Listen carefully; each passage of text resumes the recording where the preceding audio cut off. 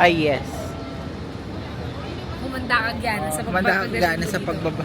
Dahil ang dana ako kay...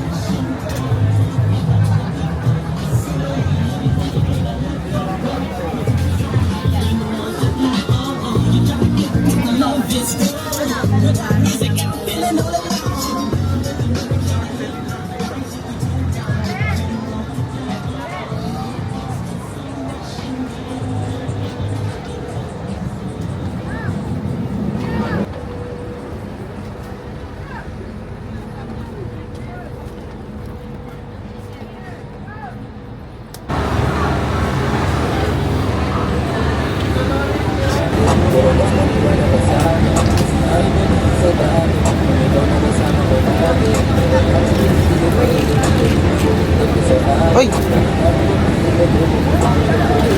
Ito lang binili ko dahil kasi mahirapan na naman tayo busin. So hi guys! Sabi. Oh my So God! which is this real na ba that? kakalabas lang namin sa mga trabaho namin sa buhay. So Exactly. we decided to come here in the night market as usual. So hindi kasi kami nakakapagluto na sa bahay because of the busy life, you know. We just have time to sleep and go to work and that's it. So since we don't have time to cook, we don't have a choice to go out or to take away or just to eat outside. So ayun, ganun yung buhay abroad dito. Kaya kayo dyan, sabi niya, sa buhay abroad, kala nyo lang yan. So first food that we have, right? Yeah. We'll show you guys the food.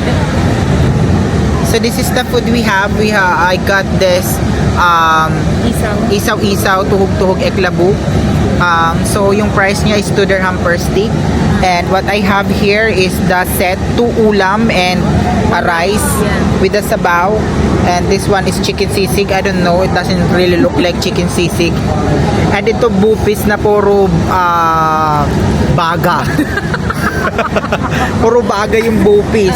So, and Beshi is having the all-time favorite soup with chenelin eklabu sa loob. So, maraming variety yan. Yes. They're like anything. Basta many to mention. And we have our dessert halo-halo. From Merienda. So, we got halo-halo from Merienda. So, I'll show you guys the night market. So, this is how it look like. We're actually here upstairs Second floor. in the second floor just to show you guys the view of the night market. Yeah.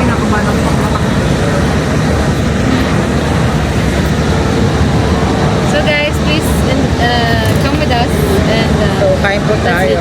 Let's eat, everyone. So, how was your day, Dai? busy. Kasi ang first. May ano pala dito eh, marathon eh.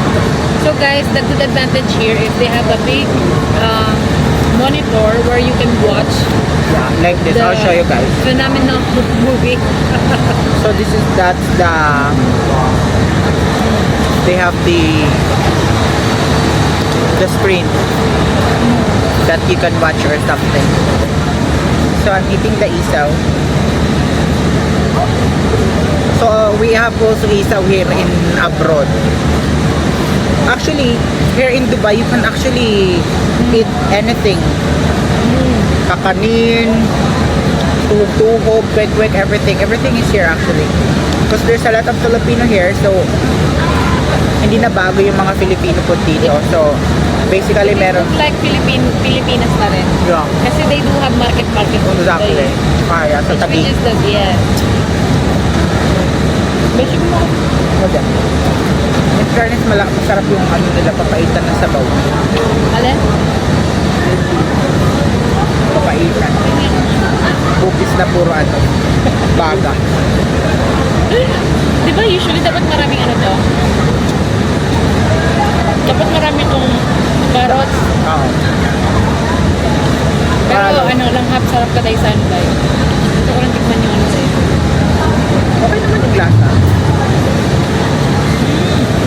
naman ah. Hindi lang alata kasi sa joke. Hindi lang siya mukhang sisig, pero sisig siya. Sa time check, ano yung cellphone ko? Mabuti.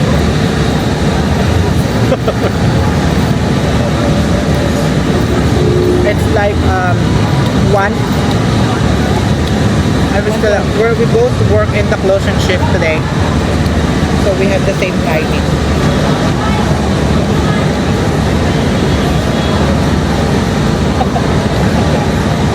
Mukbangers na pala. Bang.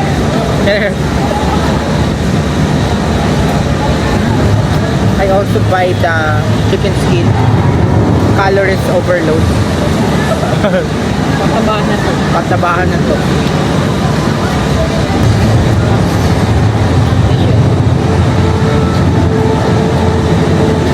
Ito yung kanina.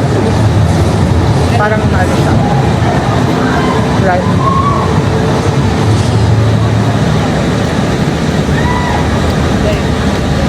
I know you like natural.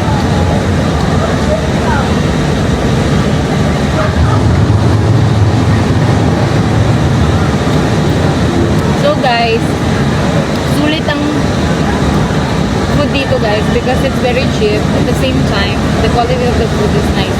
Yeah. Actually, pag nagpupunta dito, kami dito, we love to stick on one store. Kasi sometimes, we're afraid to try other food kasi sometimes not to, hindi sa pag-aano, minsan hindi naman na hindi masarap.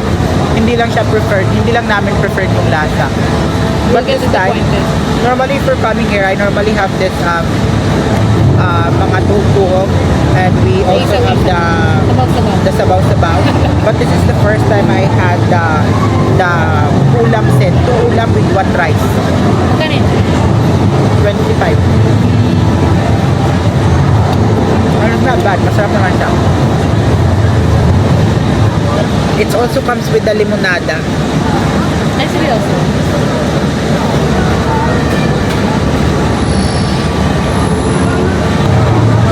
Hi guys, ayan, malamig na siya dahil. Breakfast malamig na siya. Ramdam mo.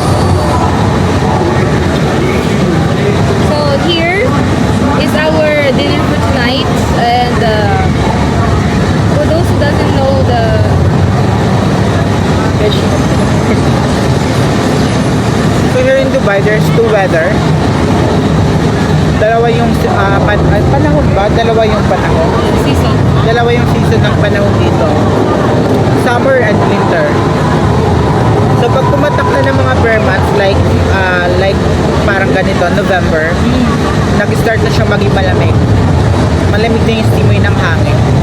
Pero pag pumatak siya ng December, January, February, yun yung mga, hindi naman siya yung sobrang lamig, pero mararamdaman mo na winter kasi cold talaga yung breeze ng hangin. But, pag natapos yung winter, grabe kainit din naman. So, ano lang, balance. For me, the perfect month is March. Kasi yun yung medyo painit na to. Pero kaya pa na. Yung ganito din, Medyo rin. November. So, yung perfect, Kasi pag December, sobrang itanong. yung perfect weather is mga katulad nito, mga November, kasi hindi siya masyado mainit, hindi siya masyado malamig. Kung natunog siya, kailangan siya igupin. Dahil yan yung... Kala ko sabi mo, igupin mo. O tama, ito. Beshi, kailangan kasi pag ginano ko siya, kakalat siya dahil. So, you need to higop talaga this side. Ayan. Dahil hindi, gagananin ko. Are you sure? Ganun ko. Kasi pag hinigop ko, mahigop ko yung ano. Sa gata. Pagkat bawasan mo lang, magano lang siya dito. Binubudol na naman ako nito. Tignan mo. Ako may yung pinakamaraming kinain na naman. Hala, Bakit? tapos kumibayan mo.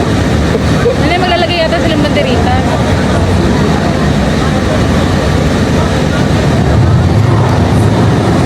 Diba? Sama ko ano. Mango yan dahil eh.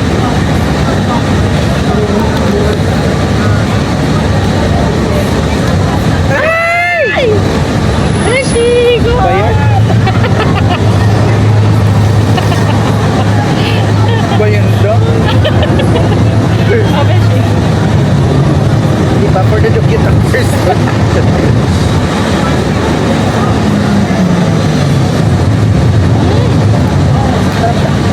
Iba talaga kumain, diba? Ano talaga sila? Ay, yun na yun. Kaya na to. Ay, So guys, so craving satisfied.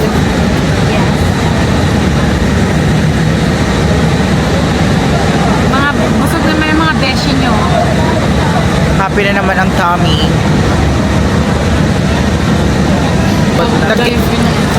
So, yun lang guys. Yun lang yung ganap namin tonight. So, ano na tomorrow, what's the ganap? But, let's The next see. ano. The Like next- bukas, let's try to go to the other side. Yeah, The new one. Tingnan natin, i-differentiate natin yung mga market dito sa Dubai. correct. So, Which maybe has the next perfect day ano. we're going to, because there's like 3 market, actually it's 4 market here in Dubai. Here in Riga side. So, we're going to go to that side as well, just to, just nothing. So yun, so pupuntahan namin yung mga ibang market. Grabe, the best! Bye Alright, guys! bye!